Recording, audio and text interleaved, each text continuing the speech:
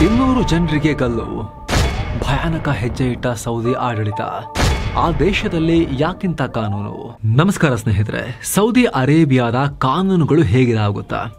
ಒಂದಕ್ಕಿಂತ ಒಂದು ಭಯಾನಕವಾದ ಶಿಕ್ಷೆಗಳು ಯಾಕಿವೆ ಮತ್ತು ಹೇಗಿವೆ ಸೌದಿ ಅರೇಬಿಯಾದಲ್ಲಿ?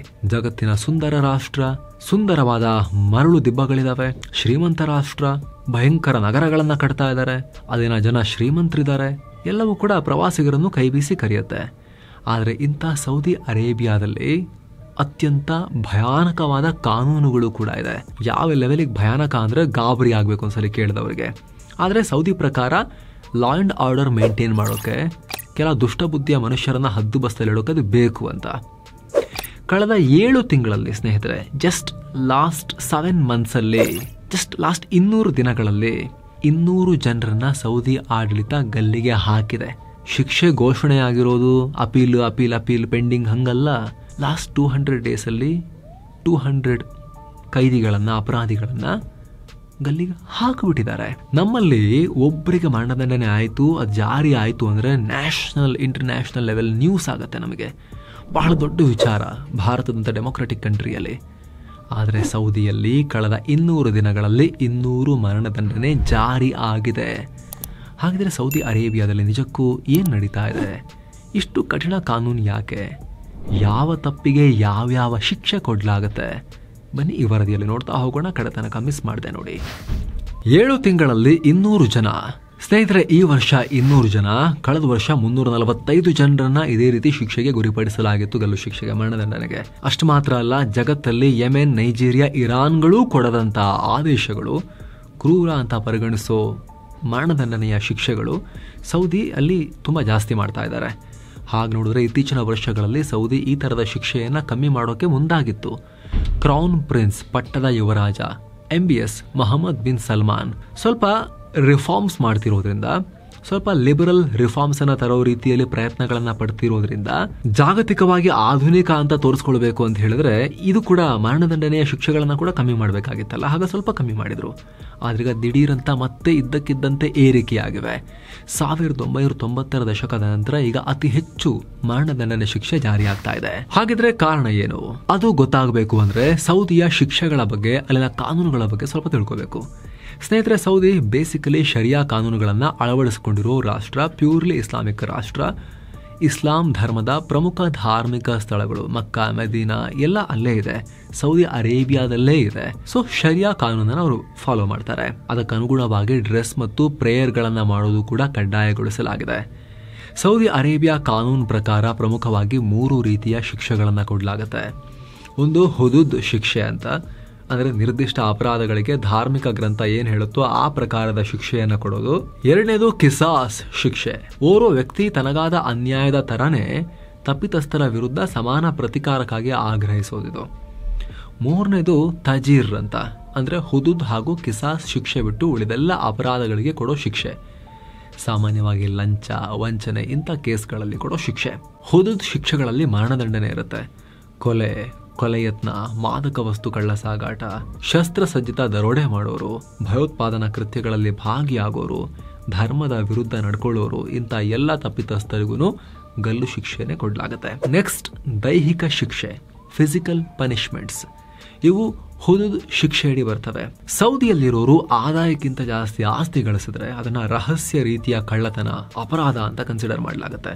ಅದರಂತೆ ತಪ್ಪಿತಸ್ಥರ ಬಲಗೈಯನ್ನೇ ಕಟ್ ಮಾಡಲಾಗುತ್ತೆ. ಇದೆಲ್ಲಾದರೂ ನಮ್ಮ ದೇಶದಲ್ಲಿ ಜಾರಿಯಾದರೆ, ಆದಾಯ ಮೀರಿದ ಆಸ್ತಿ ಗಳಿಕೆಗೆ ಬಲಗೈಯನ್ನು ತೆಗೆಯುವ ಶಿಕ್ಷೆ ಭಾರತದಲ್ಲಿ ಏನಾದರೂ ಜಾರಿ ಮಾಡಿದ್ರೆ, ನಮ್ಮ ದೇಶದ ದೊಡ್ಡ ಪ್ರಮಾಣದ ರಾಜಕಾರಣಿಗಳು ಮತ್ತು ಸರ್ಕಾರಿ ಅಧಿಕಾರಿಗಳ ಕಥೆ ಏನು? ಬರೆಯೋದು ಯಾವ ಕೈಯಲ್ಲ. ಆಮೇಲೆ ಈ ರೀತಿ ಯೋಚನೆ ಮಾಡಬೇಕಾಗತ್ತೆ.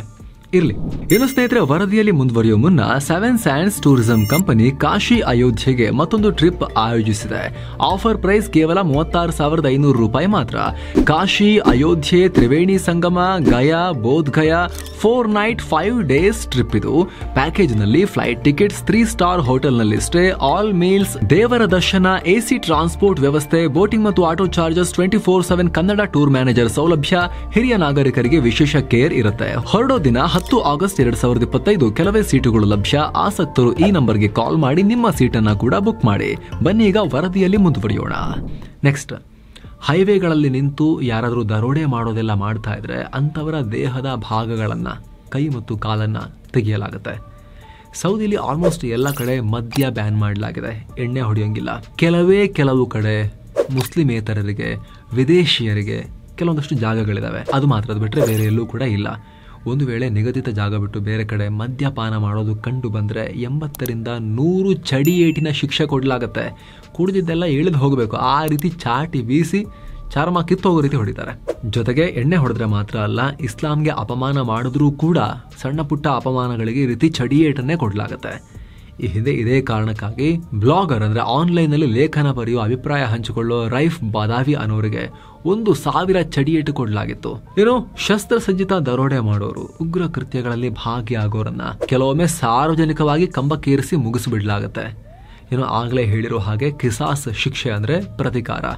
ಯಾವುದೇ ವ್ಯಕ್ತಿಯನ್ನ ಹತ್ಯೆ ಮಾಡಿದ ಆರೋಪಿ ವಿರುದ್ಧ ಮೃತರ ಕುಟುಂಬದವರು ಅವರನ್ನ ಕೂಡ ಅಂತಹದ್ದೇ ಶಿಕ್ಷೆಗೆ ಒಳಪಡಿಸಿ ಅಂತ ಹೇಳ್ಬೋದು.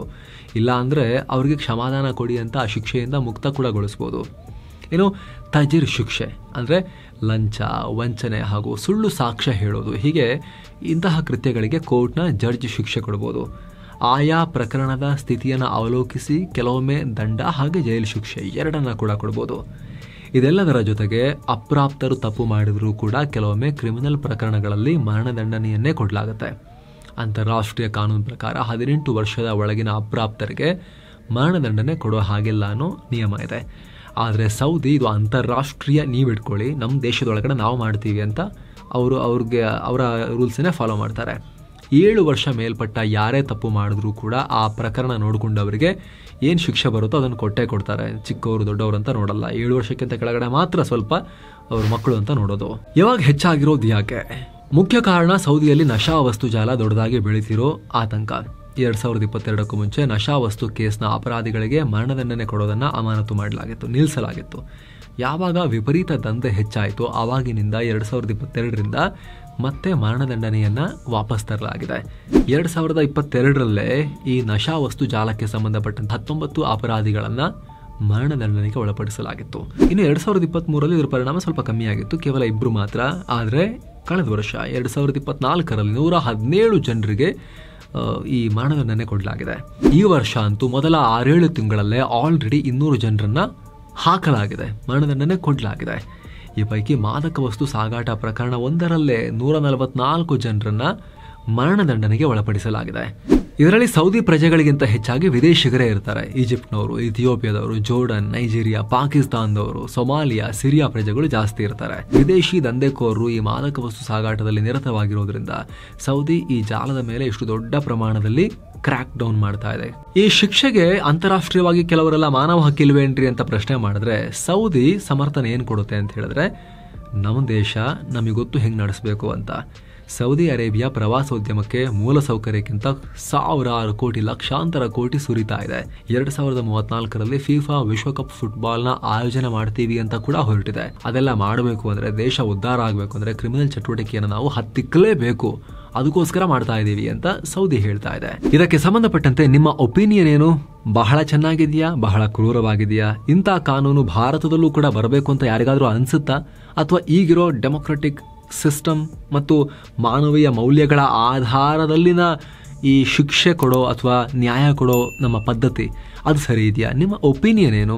ಒಂದು ಹೆಲ್ದಿ ಚರ್ಚೆ ಮಾಡೋದಾದ್ರೆ ಮಾಡ್ಬೋದು ಕಾಮೆಂಟ್ ಸೆಕ್ಷನ್ ಅಲ್ಲಿ. Thank you so much. ಮತ್ತೆ ಭೇಟಿ ಆಗ್ತಿರೋಣ ಸ್ನೇಹಿತರೆ. ನಮಸ್ತೆ.